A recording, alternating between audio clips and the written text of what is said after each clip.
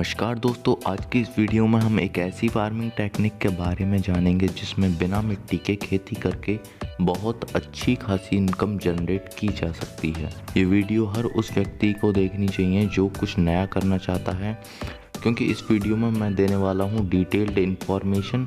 इस वीडियो को देखने के बाद आपको मज़ा आ जाएगा, क्योंकि सारे फ़ायदे, नुकसान और मतलब कितना खर्चा आ सकता है इस चीज़ को स्टार्ट करने के लिए हाइड्रोपोनिक्स टेक्निक को यूज़ करके अगर हम फार्मिंग करें तो चलिए शुरू करते हैं। बेसिकली किसी भी प्लांट को ग्रो होने के लिए ज़रूरत होती है लाइट की, कार्बन डाइऑक्साइड की, वाटर की और एक source of nutrition, space, temperature and time. तो अगर हम इन चीज़ों को किसी भी प्लांट को प्रोवाइड करते हैं तो वो आसानी से ग्रो हो जाता है। और हाइड्रोपोनिक्स टेक्निक में हम रेत, मिट्टी या फिर कीचड़ का यूज़ ना करके पानी का यूज़ कर सकते हैं, और पानी में हम उन ज़रूरी तत्वों को, न्यूट्रिशंस को प्रोवाइड करते हैं जो कि एक प्लांट की ग्रोथ के लिए ज़रूरी हैं। इससे हमारा प्लांट के ऊपर बहुत अच्छा कंट्रोल बना रह सकता है और हम उसे अपनी ज़रूरत के हिसाब से कंट्रोल कर सकते हैं या फिर उगा सकते हैं। वैसे तो ये टेक्निक काफ़ी ज़्यादा पुराने टाइम से यूज़ होती आ रही है। जैसे कि एक बहुत ज़्यादा डेवलप्ड सिटी,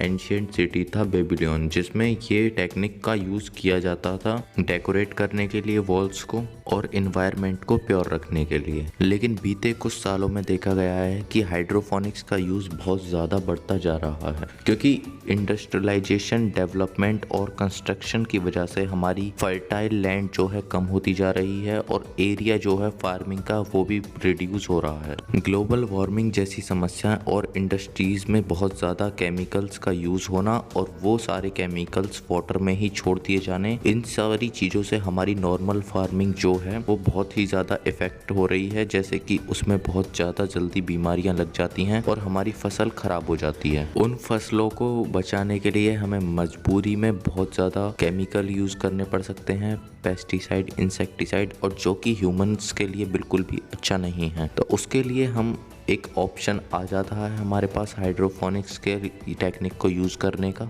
तो अब समझ लेते हैं कि हमें हाइड्रोपोनिक्स की ज़रूरत क्यों पड़ी। तो हमारे पास जो एग्रीकल्चरल लैंड है वो बहुत ज़्यादा कम होता जा रहा है, पॉपुलेशन हमारी बढ़ती जा रही है, इंडस्ट्रियलाइजेशन और डेवलपमेंट और कंस्ट्रक्शन बहुत तेज़ी से ग्रोथ कर रहा है, जिसकी वजह से भी हमारे को हाइड्रोपोनिक्स की ज़रूरत पड़ती है। और एक इंडिविजुअल होने के नाते हर एक व्यक्ति का रेस्पॉन्सिबिलिटी होती है कि वो नेचर के साथ कुछ ना कुछ कंट्रीब्यूशन दे उसको मेंटेन रखने के लिए। आजकल इम्प्योरिटीज़ इतनी आ गई हैं मार्केट में, जो कि हमें किसी भी चीज़ पर विश्वास करना बहुत ज़्यादा कठिन होता है। तो हम इसे यूज़ करके अपने खुद के लिए, खुद की नीड्स को कंप्लीट करने के लिए प्योर फूड्स उगा सकते हैं। तो अब हम हाइड्रोपोनिक्स के बेनिफिट देखेंगे। हाइड्रोपोनिक्स में नॉर्मल फार्मिंग टेक्निक से ज़्यादा ग्रोथ होती है किसी भी प्लांट्स को, क्योंकि उसमें डायरेक्ट न्यूट्रिशन प्रोवाइड होते हैं वाटर से, यानी कि उसमें कोई ऐसा मीडियम नहीं होता जैसे कि सॉइल है, जिससे कि न्यूट्रिशंस को एब्जॉर्ब करने के लिए प्लांट पर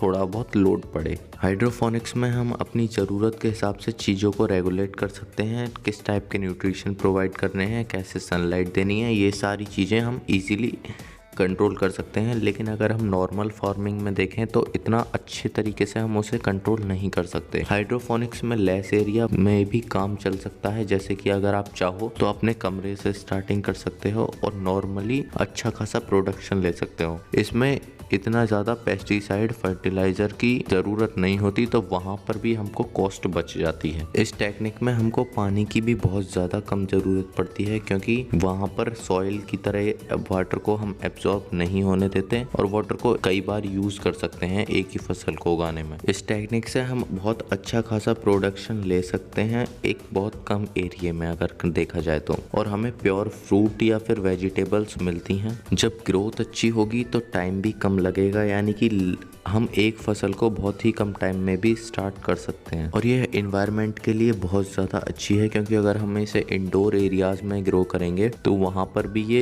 एयर को या फिर एनवायरनमेंट को प्योर करने का काम करेगा और ऑक्सीजन लेवल थोड़ा हमारा बढ़ जाएगा। इसमें लेबर की बहुत ज़्यादा ज़रूरत नहीं होती, तो लेबर के भी कॉस्ट बच जाती है हम। और खेत को, जो नॉर्मल फार्मिंग में होती है, खेत को हमें जोतने की ज़रूरत पड़ती है, इसमें प्लगिंग कॉस्ट भी बच जाती है। और हाइड्रोपोनिक्स से जो जो चीज़ हम ग्रो करते हैं वो थोड़े कॉस्टली भी बिकते हैं। और लास्ट में सबसे ज़्यादा इम्पोर्टेंट चीज़ कि इसमें आपको नेचुरल डिजास्टर जैसे कि बाढ़, सुनामी, भूकंप और या फिर हैवी रेनफॉल, ओले, इन सब चीज़ों से डरने की कोई ज़रूरत नहीं है। तो ये सारी चीज़ें भी इसको इतना ज़्यादा इफ़ेक्ट नहीं कर सकती। तो ये हुए इसके फ़ायदे। अब बात करते हैं हम इसके नुकसानों की तरफ, यानी कि डिसएडवांटेजेस क्या क्या हैं हाइड्रोफोनिक्स के। शुरुआत में आपको हाइड्रोफोनिक सेटअप के लिए एक अच्छी खासी कॉस्ट की ज़रूरत होगी, यानी कि इनिशियली इन्वेस्टमेंट आपको करना पड़ेगा। और इसमें हम बड़े ज़्यादा हैवी रूट्स के प्लांट को ग्रो नहीं कर सकते, जैसे कि पीपल का पेड़, नीम का पेड़, तरबूजे का सीफल, इस टाइप की चीज़ों को हम नहीं उगा सकते। हाइड्रोफोनिक्स के लिए जितनी भी लेबर की हमें ज़रूरत होगी वो थोड़ी सी एजुकेटेड या फिर स्किलफुल होनी चाहिए, क्योंकि उन्हें थोड़ी बहुत न्यूट्रिएंट्स वगैरह की भी जानकारी होनी चाहिए। नॉर्मल फार्मिंग से लेकर अगर आप इसको कंपेयर करें तो इसमें ज़्यादा अटेंशन की ज़रूरत होती है।